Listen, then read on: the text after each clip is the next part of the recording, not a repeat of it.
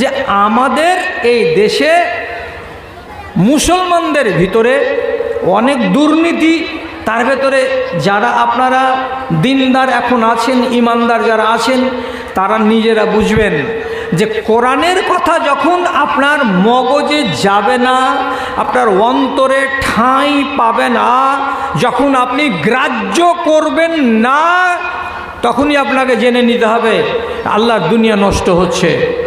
অনেক কথা আছে, শুধু একটা কথা বলছি, আপনি যে জায়গাতে বসে আছেন এই জমিনটা কার? এই জমিনটা কার? আপনি বললেন এই জমিনটা মাদ্রাসার। মাঠে 4 বিঘা ভুট্টা লাগানো আছে, একটা দাগ দেখিয়ে আপনাকে বললাম এই জমিটা কার? আপনি বললেন আমার।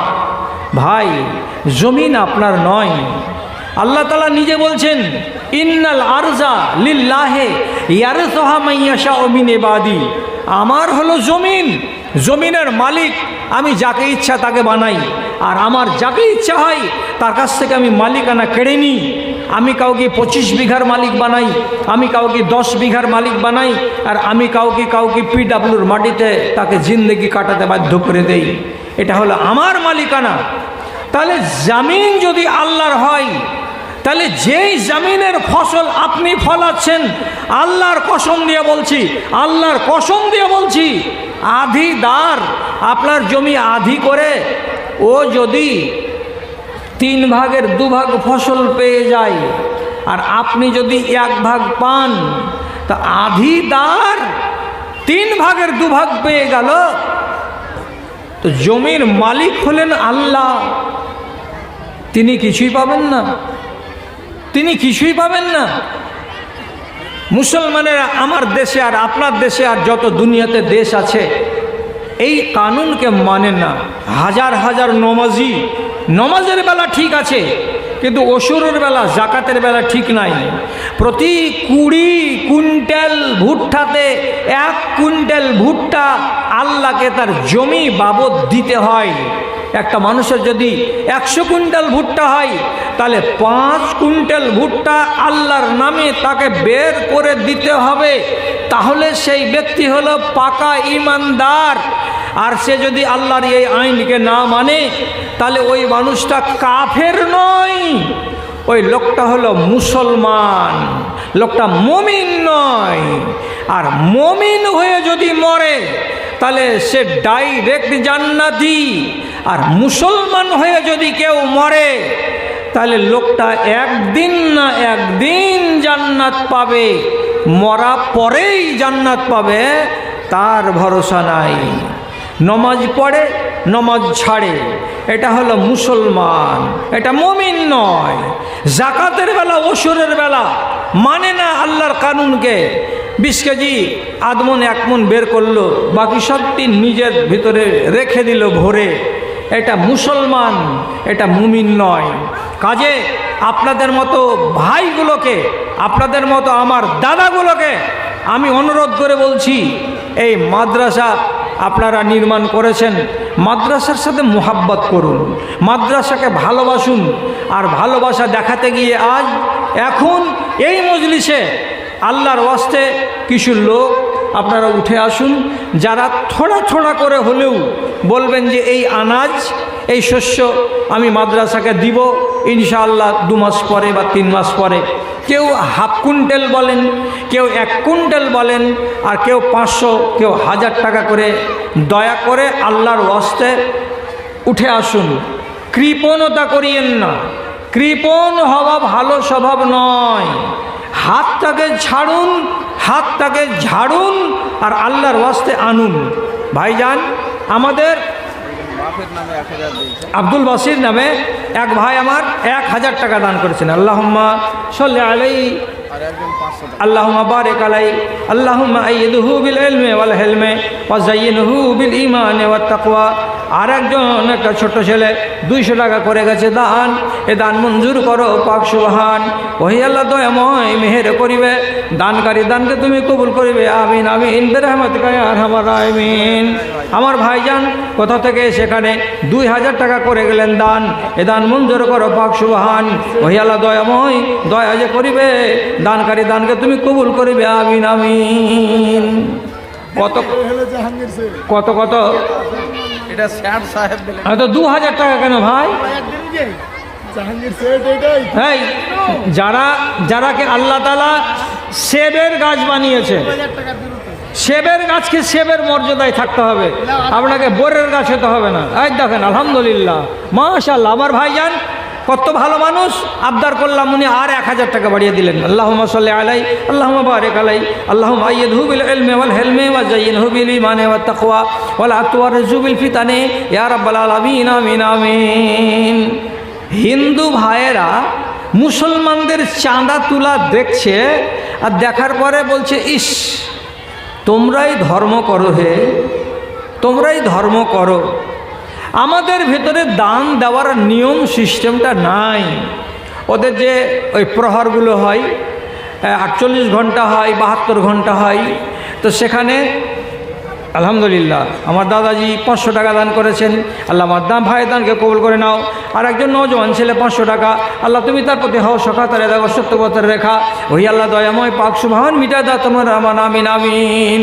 তো ওদের যে লোকগুলো তারা কীর্তনগুলো করে, শেষের দিনে ওরা দান চাহে, তো শত শত মেয়ে ছেলে ভিতর থেকে কে 10টা টাকা না তো কে 20টা টাকা, এই 20 টাকা 10 টাকা করে এই দানগুলো কুড়িয়ে সকালবেলায় ওদের মাথা প্রতি 200 টাকা করে জুটে নেয়।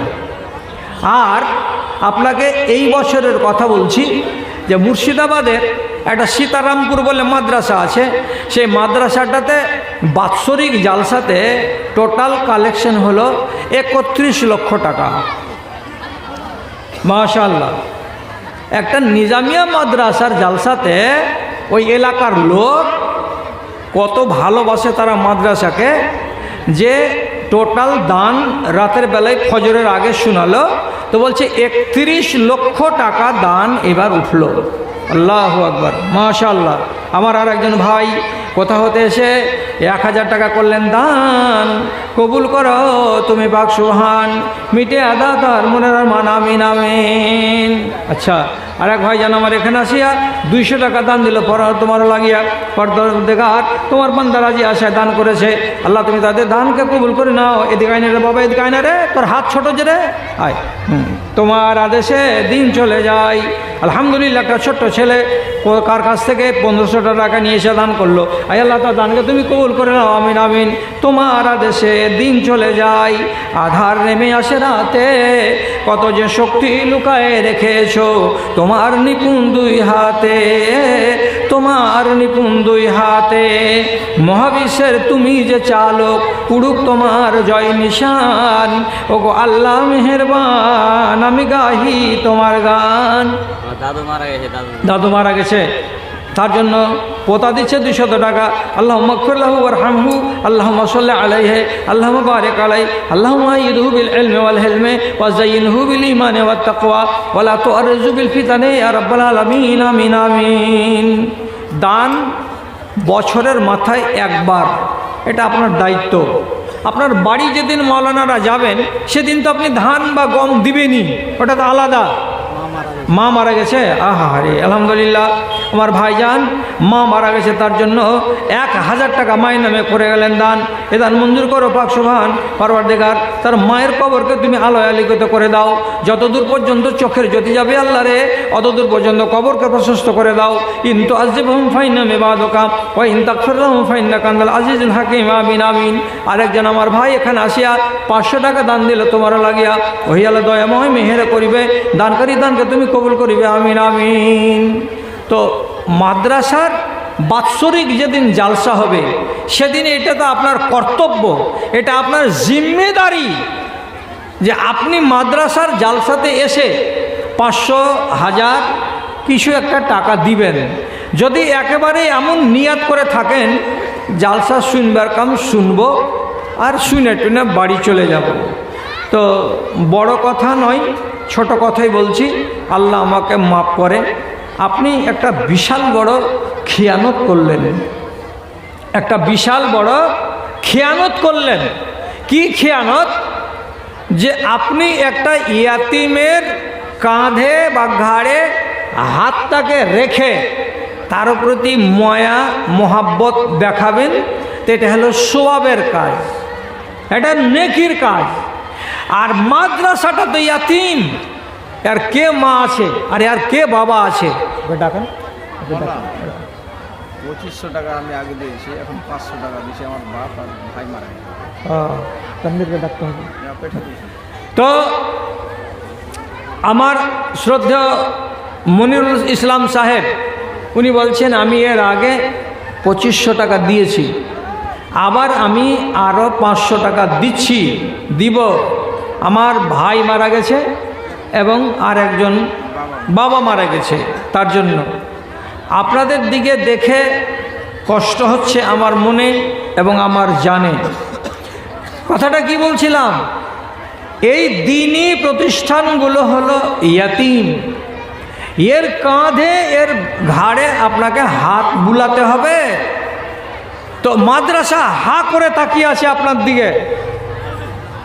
অমুক ভাই সাহেব, ওর বাড়ি হলো এই উত্তর পাড়ায়, জালসাতে আসবে, ওয়ালের উপরে বসবে, ঘন্টা দেড়েক ওয়াজ শুনবে, শোনার পরে এ মাদ্রাসাটাকে ভালোবেসে 500 টাকা দিবে।